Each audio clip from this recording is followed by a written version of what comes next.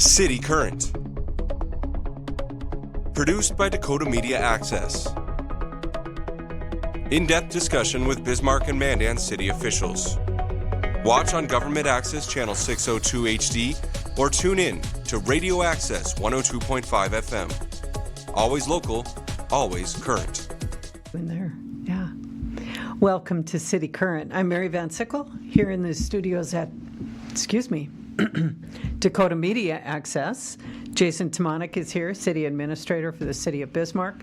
We're here, as always, to talk about the City Commission meeting last night. Yes. Thanks for coming in. You're welcome. Thank you for having me. I know it's busy, legislative session. You're there in the mornings. That's why you're wearing such a nice suit today. Got a suit and tie on today. Yeah. I had the opportunity to testify in support of House Bill 1389 in front of the House Finance and Taxation Committee. All right. Doing your job, your new job. Doing my new job. It's part of the gig, and I had City Engineer Gabe Schell along with me. The particular bill that we were in support of is kind of a resurrection of a concept that started way back in 2016. We'll probably get to this in the program too, but it was in support of the street utility fee instead of special assessments for street maintenance. I recall conversations of happening along that time because there was a lot of concern, as there still is, about special assessments. Yep. Yeah. Okay. Yeah, we will talk about it. We did not find anything on the consent agenda to pull out and discuss today. Neither did the commissioners last night. Correct. It was a pretty benign consent agenda. Yeah.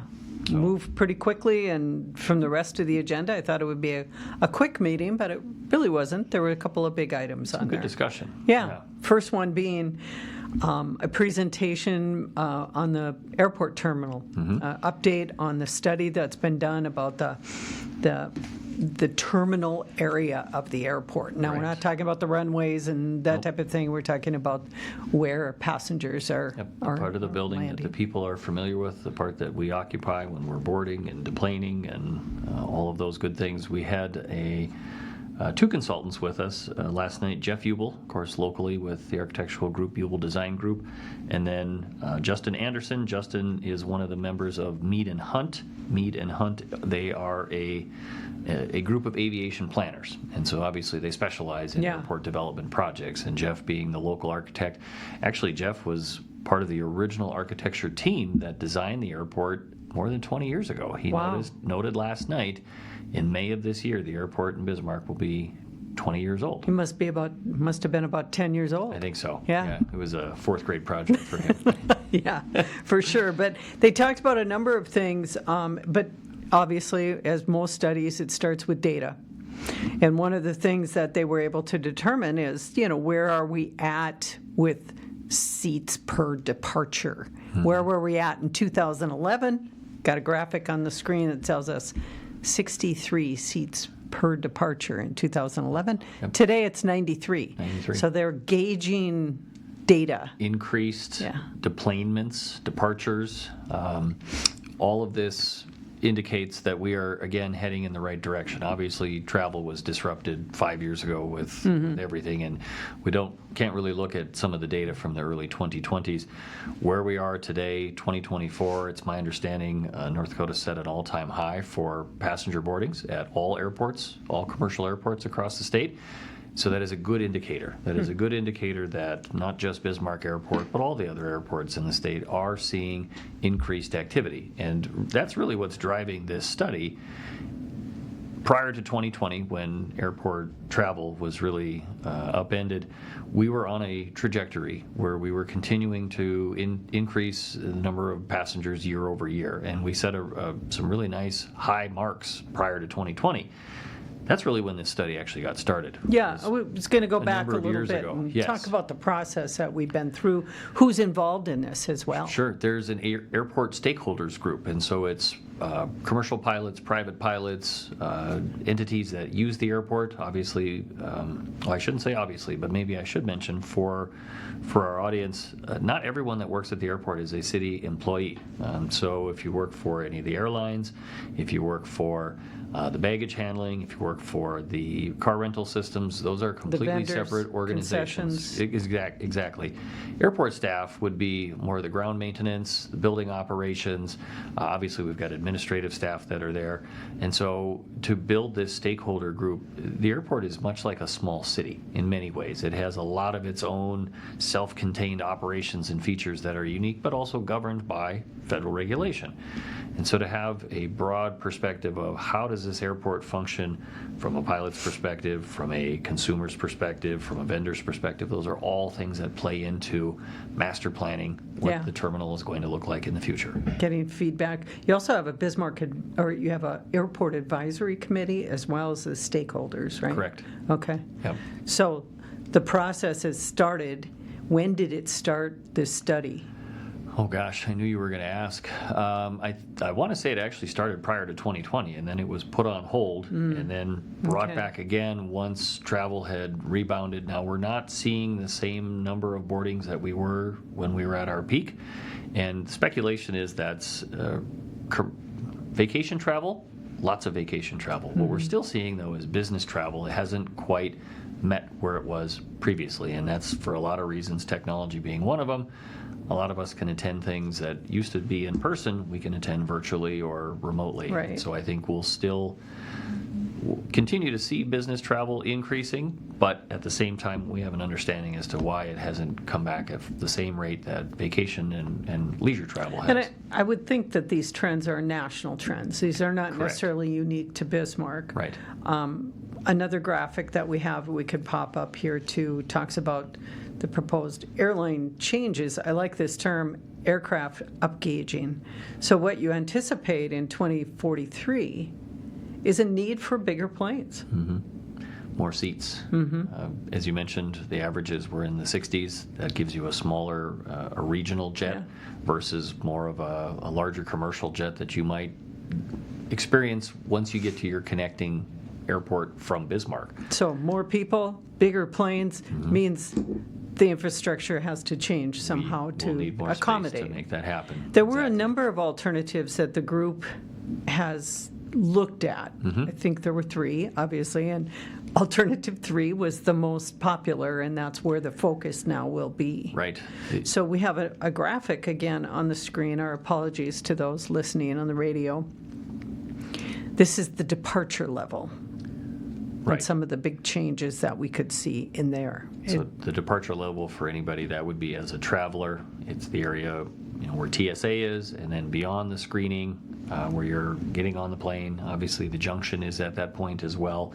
For those that can see the graphic, there's a purple line that is kind of in the middle of that entire mass of other colors.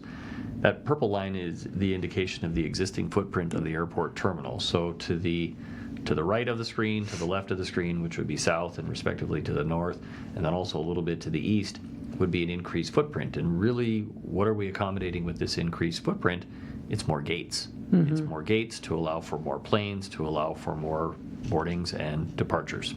So the 2 gates that are flanking this graphic actually accommodate 2 planes. Correct. Each. Okay. Yep. Using the same gateway type. Right. There would, the gateway Okay. system would be able to get to multiple planes. Now, I don't imagine that we would have 8 planes sitting on the ground at the same time, but as many know, with different airlines coming and going, there's obviously different departure times and a lot of coordination that needs to happen.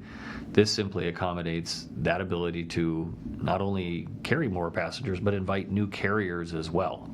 There might be we hear a lot of other airlines that are out in the region. There might be an opportunity to attract some of those new airline companies to Bismarck by saying, look, we've got a dedicated lane just for you right here that you can have all to yourself. Yeah. So the apron level also changes, and that's helpful what you said earlier about the purple line here. You can tell where the existing footprint of the building is now. Yeah. So the apron level would be, for those of us as passengers, the ground level where you're picking up your baggage, where you're ticketing and things like that. But it's also behind the scenes. It's where a lot of the baggage is handled. There's conveyor belts that move things from the ticketing stations to the loading stations that are out on the apron, and so there's obviously changes that would have to happen with the building's infrastructure to accommodate additions and reconfigurations. One thing we didn't talk about on the upper level, the boarding level, TSA becomes a different configuration as well, and anticipating more boarding. I'm going to go back there. It leaves room for more expansion. For anybody that's traveled today, you generally work your way through TSA in an east to west or west to east type direction, so you're facing the runway and working through. This configuration would actually turn that 90 degrees, and it would allow for more lanes and ultimately a little quicker screening time to get through TSA as well. Okay. What about the baggage claim area? Can we speed that up a little bit? Well, as I mentioned earlier, common complaint. It is a common remark. It is an understanding that it does take a little bit of time. However, that is not a City of Bismarck operation. The baggage handlers are vendors. They are not city employees. We provide the equipment and all the tools that they would need, the trucks and things to move it around. But those are. So it's the carrier, it's the airport. Okay, Yep. It's the airline that Right. handles their own baggage. Okay, well that makes sense. Yeah, so you'll do what you can, I'm sure. We would love to make it smooth and free and easy to do, but some of these things are not in our control. Yeah. So along with all of this is more accommodation for additional cars, traffic on the outside, the land itself. You see on this graphic additional parking spaces. Right, we'd be looking for about another 100 spaces in the short-term parking area, and then another 250 in the long-term parking. And for anybody that's traveled recently or around the holidays, you'll know that the parking gets full out there. There's a third lot, there's an economy lot. I think that would be taken up by some of the long-term expansion overall, but ultimately another 350 parking stalls seems necessary. Yeah. So this was just a report last night. It was just an update. There was no action taken last night. Right. So you anticipate it goes back to the committee for further investigation here. Final designs, kind of putting it all together, and I believe we'll receive a full report in April of this year from this group. And then from here really becomes the discussion of the timing and the funding. The airport is an enterprise fund, meaning it does not receive property tax from the City of Bismarck. It generates its own revenue through vendor agreements, through passenger boardings, and all of the things that go along with being an enterprise fund. There could be some state dollars to help in this type of scenario. We have seen that in the past. State aeronautics, state aviation could help support this. They are doing supporting projects in other cities right now that have airports, things like in Dickinson and Williston and Minot. And so we would certainly be looking at exploring any options for that as well. There's any number of funding sources to try and make this project work. Assuming that design and funding sources, everything goes smoothly and moves forward, what would you anticipate the potential for the project to start breaking ground? I would say probably 2027. Okay. There's obviously some design work. There's a lot of federal FAA regulations that need to be considered here as well. It's not just as simple as getting a permit from the city. We've got other groups that are very interested in the operations of the airport. But if all things move forward, I would say in the next couple of years we could start to see some pretty significant changes happening at the airport. Okay. It'll come back. It will. Yep. One of the items last night that took probably the bulk of the time for the commission last night was talking with Ben Arith, Community Development Director, about the posting of signage on a property that is being considered for some sort of change and coming forward with public hearings, and could be zoning issues, could be annexations, could be all sorts of different things that are being proposed for a change on a piece of property. We talked about this. This came up at the commission meeting months ago about this possibility. So now it's coming back to the commission for some approval. But bottom line last night was sure, let's give it a trial on this. Met with a little resistance with the developers involved in this. They had some concerns about being responsible for posting the signs on the properties, and just general weather conditions that can have an impact on signage in Bismarck, whether it be winter or winds or snow. The logistics of posting a sign out there, yeah. Completely understand all of that. And so where the commission landed, and I should back up, the intent of the sign is to help identify potential changes that are coming on undeveloped or existing developed properties. The signs would be a notification of a public hearing. There'd be a QR code, so if somebody with a smartphone were to scan the code, it would take them to a website where they can learn a lot more about the project. And the spirit of this signage is to help keep the neighborhood and the citizens informed. Currently, when there's a public hearing at the Planning Commission, the planners will send a direct notification to the property owner. And it's not to every property owner in Bismarck. It's in a small area. And typically, A radius. It's about 350 feet from the project site. If you're in a rural area, it's a quarter mile. So a little bigger reach, but yet obviously bigger properties. So the idea of having a sign for passersby to learn more about the project or provide feedback or comments is something that the planners have worked on for years. When I was in planning, we actually talked about this more than 10 years ago. Because it is a practice that you can find in other communities. It's not absolutely. new. This isn't something that we've come up with on our own, and it is something, again, in the spirit of transparency, in the spirit of sharing information. This is one way that we were looking to try and reach a bigger audience. As you already mentioned, the adjacent property owners within a certain specific area are already notified. Correct. That, to me, last night when I was listening to the commission meeting, I was thinking, does that mean that we're going to post a sign and not do the notifications of the postcards mailed directly to them? And you already answered that earlier today, and you said no, it's in addition to. Right. But I think some of the challenges come about with, and I think the mayor mentioned it last night, mail service has changed. It's not as consistent as it used to be. So can you actually rely on that postcard hitting that property owner maybe a block away or whatever it is, being notified well in advance of a public hearing coming up on a property that's close to them? So there's that. And then the other issue is the newspaper postings. Right. Everybody knows that readership has gone down on particular, the Bismarck Tribune is our official paper of record. Right. So if you're not reading the paper, your mail got delayed. This is just adding another layer to that.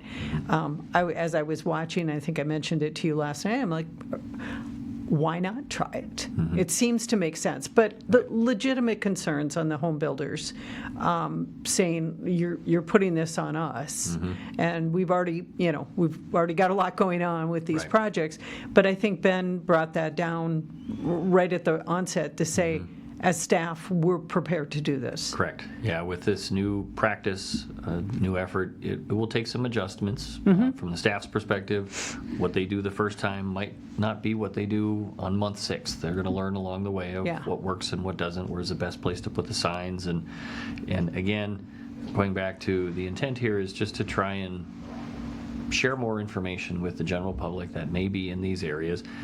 It's to encourage public participation. It's to help avoid the scenario when we hear regularly, well, gosh, I didn't know. I thought this was going to be an empty lot forever. Or someone told me that was always going to be a coulee. Well, that's a constant struggle. And I understand from a citizen's perspective, we're all busy. We've all got different information sources, and I don't expect every citizen to have the City of Bismarck's website as their homepage. Or watching every commission meeting. It just can't be done. Or watching City Current. Right. We had a graphic up a little while ago of a proposed small sign that would be in certain types of properties. Right now we have a graphic up of a larger sign which could be used in certain applications as well. Correct. The larger signs would be 4 by 8, 32 square feet. This is the same size as a sheet of drywall or a sheet of plywood if you're looking for what that scale looks like. On these larger signs, there's an address, a phone number, a website, a QR code, a specific project type, and that's unique to our community development department. Every application that comes through has a unique project code. And why is that important? Because if you follow the information that goes to the website, you will use that project code to get to the page that has all of the same information that the staff has about. It will be graphics, it'll be maps, there will be a staff report. If it's a building project, there might be a site plan associated with it to help people realize what is the end use or the anticipated use of this property. Well, he started his presentation last night walking through your website and showing some of the features in that community department and development department, which are really, really handy. They're very well done, and they are accessible, but you got to dive into it and look at it. The graphic that's on the screen and the previous one of the proposed sign, let's just say they are proposed. These are not final designs at this point. I'm assuming you'll have your logo pretty big and it'll look official, somewhat similar to this, but just, again, it said right on the graphic from your agendas, this is not a final design. Right. It is a concept right now. So at this point, it sounds like the go ahead, get Trial it started. period. Yep, give it a shot and report back after some time, and let's track some data. Let's see if people are using these codes, the QR code, if they are going to the web pages, if people are coming to these meetings and they're saying, I found some information here and I feel informed. That's a great case scenario, I realize that. But at the same time, kudos to the planners in the Community Development Department for trying to tackle this ongoing Taking issue. the initiative, yeah. I've said this a couple times in the recent past. I've been to several city meetings where there are more staff than citizens.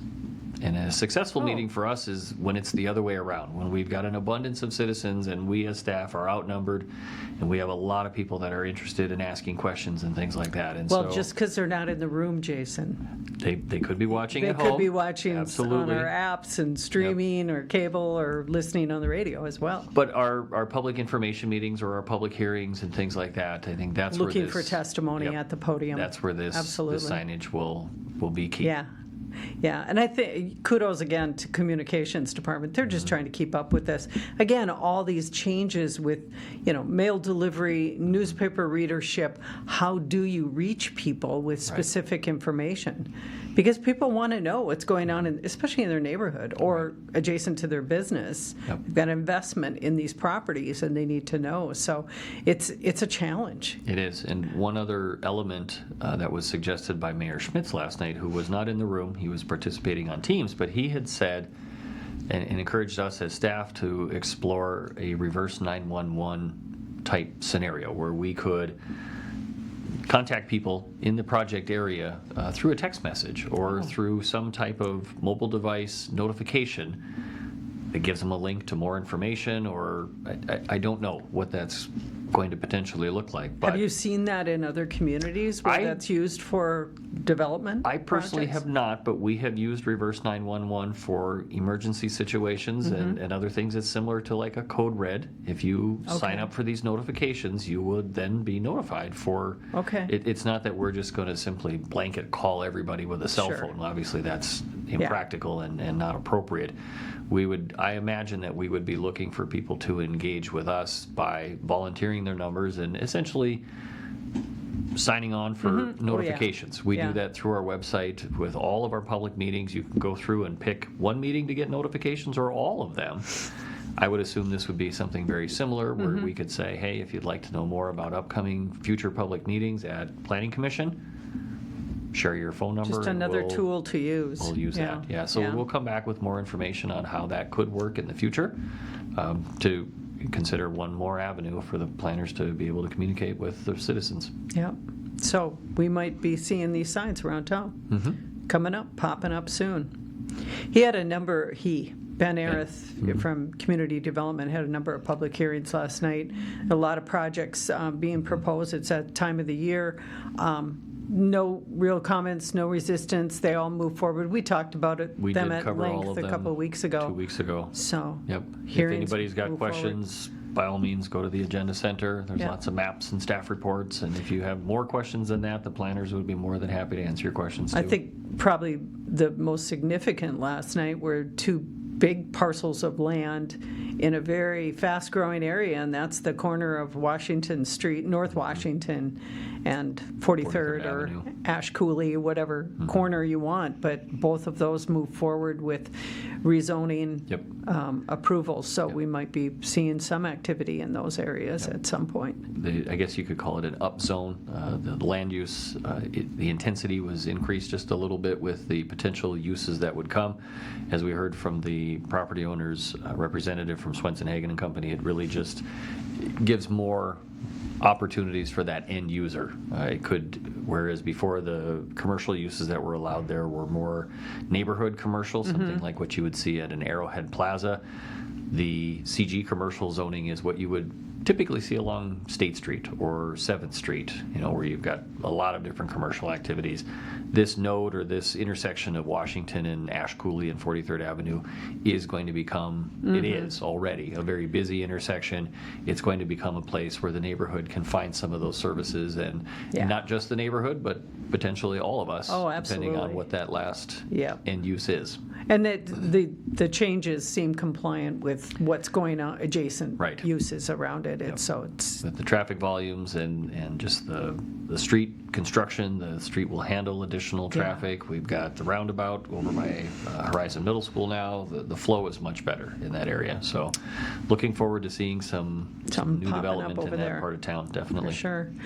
Moving on to the next item on the agenda last night was industrial pretreatment program. It was an update, but it was also a call for hearing. We talked about this last time. It has to do with primarily for industrial or commercial uses of what you can put in your drains, grease and oils and those types of things.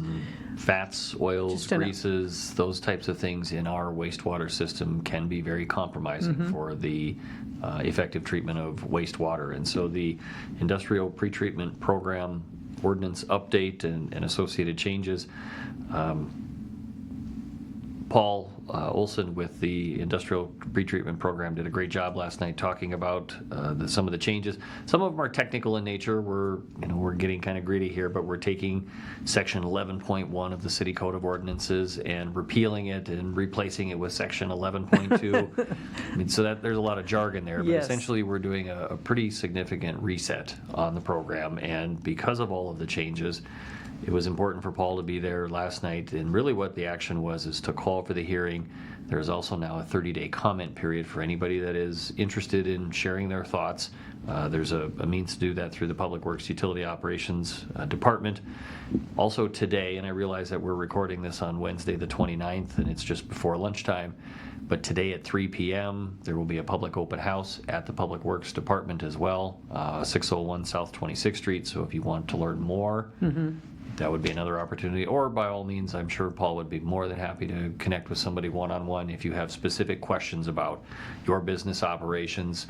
I think it would be great to make that connection with Paul. This does not really impact residential users, the homeowner. This is more on the commercial side of things, restaurants, some businesses that are dealing with chemicals or a lot of metal products. If those things are ending up in that wastewater system, it can have some pretty damaging effects downstream for us. Yeah, absolutely. And you say it doesn't really affect residential properties, but it really does, because we all pay for this. Correct. We pay for the wastewater system.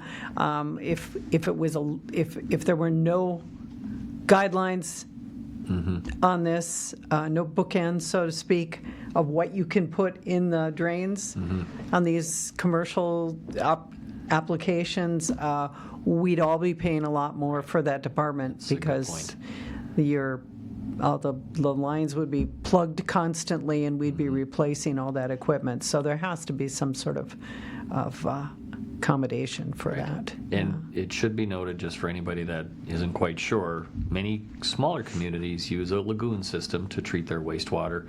We have a plant, a giant factory that treats the wastewater, and makes it safe to re-enter the Missouri River system. So we are not holding water in lagoons. We are treating it and putting it back into the natural water system. So very highly regulated. Environmental Protection Agency has all sorts of rules on this. And in order for us to effectively meet the regulations, this is part of the system as well. So because we are a big regional wastewater treatment facility, we've got to follow different guidelines than some of the smaller towns that are able to just capture it and hold it on site and let it evaporate. Yeah, for sure. So call for hearing a couple weeks?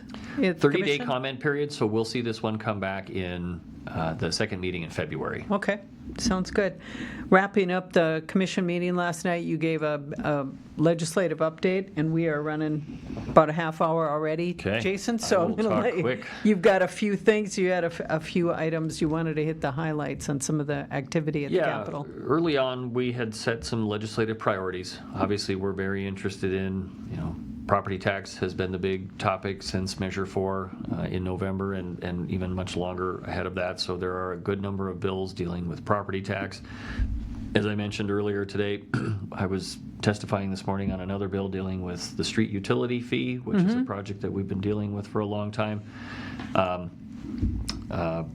One bill in particular we spent a little bit of time talking about last night was House Bill 1306. This would be a bill that would essentially change the way we manage public records requests. And so we talk a lot about transparency, we talk a lot about public records and being able to obtain that information from us. Currently, state law enables cities to charge a fee of $25 per hour for the second hour and beyond for the collection of information related to public records. What this bill would do is it would actually cause cities to, or enable citizens to have one free public records request every year up to 40 hours of time. And I'm all for helping people get to information, but let's be honest about what that would do for staff. Yeah. So I would be able to claim a week of work from one of your people, one of your staff people, to ask for that information. For that type of information. And some record requests that we get are very routine. We get a lot of records requests where people might be doing an environmental survey of a property. They're buying and selling property, and so they have to know if there's open building permits, if there's any code violations before they buy the building. Those are very standard. Yeah. We sometimes get very onerous requests, and when we've had one recently that tapped a number of departments throughout the organization, and our estimate of time to gather the volume of material that they had requested was in the hundreds of hours between all the departments and all the staff. We had one staff person alone that had 80 hours of time just to gather that information. So this bill really it would be disruptive very for us. It would be very excessive. Challenging. Yep. It again, support access to records, but within reason. I mean, at 40 hours, we could end up having staff just to address public records requests. Well, and I think the thing to mention, and probably most people realize this, that your minutes, agendas, studies, maps, all of that is a lot of that is all available on your website. Right. So, you can jump in and find a lot of that on your own. There's a lot of information there. Yeah. So that seems very excessive. Again, 40 hours I could claim. Wow, every citizen could claim. We have 77,000 residents. Wow, my goodness. And I realize that's taking it to the extremes. It does seem so, yes. So you oppose this? Yes. Okay. This one would be one that we would be looking to oppose. Another one that kind of struck us was House Bill 1630. This is a bill that would specifically prohibit law enforcement officers from using drone technology to effectively do their work. And I understand some concerns with drones. I hear that part of the discussion, but at the same time, the city of Bismarck and many other municipalities have made very concerted investments into supporting law enforcement for a number of reasons. Number one, we've struggled to retain officers and attract new officers. So what do we do in those situations? We look at technology to help offset some of those human resources that we just aren't able to obtain. Having drones and availability of drones for law enforcement officers to effectively do their work it is an important feature for us. I actually, during our budget cycle last year, the police department brought forward some videos that they had shared of how they use drones in a particular situation, and it was absolutely captivating. But the drones in that situation were instrumental in not only helping to catch the bad guy, but also find the evidence that he had thrown in the shrubs as he was running away from law enforcement officers that didn't have eyes on him at the time. The drone that was positioned in the air followed this gentleman as he was trying to elude police officers, and he discarded a weapon, and they found that weapon thanks to the drone video and actually had evidence of the crime that he had committed. Well, and car chases, I would think, would also come into play here because, correct me if I'm wrong, but there's some limitations on how an officer, how they can follow, how fast they can go, and at some point, sometimes they just got to stop. Sure. But a drone can keep following. It certainly could. So you'd let the bad guys have all the drones you want, but you take it away from law enforcement. Yeah. That seems a little bit lopsided. Right. So is there opposition then? There to this is, line? and not just from the municipal perspective, but also the Police Chiefs Association. Okay. They're tracking dozens and dozens of law enforcement related bills, and I suspect that this would be one that they would take issue with as well. Okay. Yeah. So public comment was the other one you wanted to talk about. Senate Bill 2180 would require public entities to have an opportunity on every agenda for public comment. And the public comment would not necessarily need to be tied to the agenda items. Okay. Currently, City of Bismarck, City Commission meetings, there's a public comment at the onset of every meeting. And the ask is, of course, keep your comments brief. We're not here for a 2-hour dissertation, but keep them on point. And then also, they should be tied to an item that is not already identified as a public hearing on that specific agenda. So that would be the shift for That the would be a city of change. Bismarck. Right. It would just be an open time for public comment.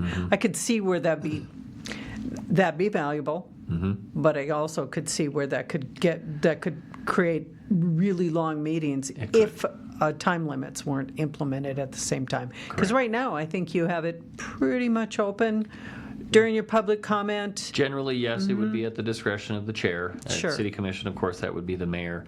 Now, just thinking about this a little bit, does the Historic Preservation Commission, does it add value to that commission to have a public comment period? Sure, it does. But I would hope that a citizen that has concerns relating to historic preservation would use that time to address that board. I can see this being more convenient at the city commission level for citizens to just generally address all matters Bismarck. It could get or any unwieldy, that's for municipality. sure, yeah. Correct. Yeah, so you're keeping your eye on that one. Definitely, yes. Okay. And again, no opposition to public comment. Yeah. No concerns with that. Ensuring that there is some ability to have some guidelines towards it, time limits, or something that is up to the discretion of the chair, I think would be appropriate. I think it was Commissioner Zanker who chimed in during this time when you were talking about this update, that at this point in time, there's a lot of discussion, a lot of bills coming up really quickly, that really at this point, at this juncture, because Commissioner Risch wanted to make a motion on something, and he said, let's let it go along the path to crossover, and that's when we may want to get him, take an official position on some of the bills. Crossover is when House bills that are approved by the House make their way to the Senate and vice versa, and that's... It might be premature at this time Right.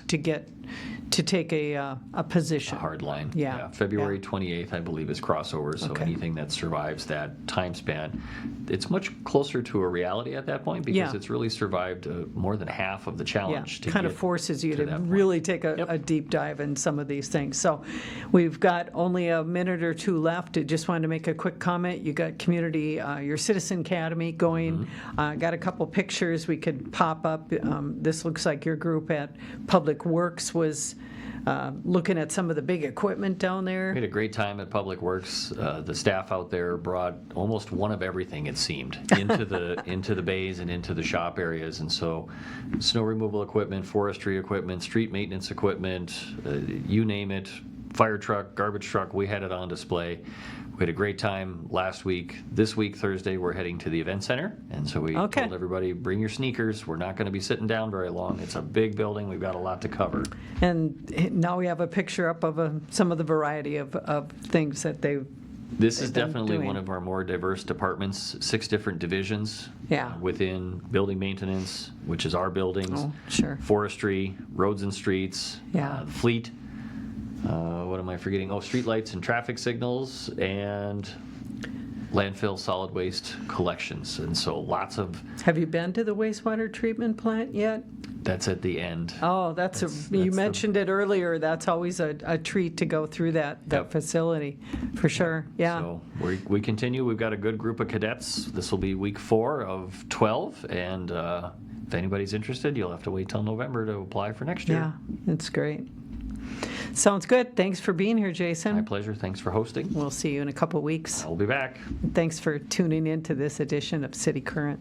For more information on what was discussed in this episode of City Current, visit bismarcknd.gov or call 701-355-1300. If you have suggestions, comments, or issues you would like addressed in future episodes, contact us at info@freetv.org. This program airs on Government Access, Channel 2 and 602 in HD, or on Radio Access 102.5 FM. It's also available as a podcast on radioaccess.org and as a video viewing link at freetv.org. Thanks for tuning in to this edition of City Current.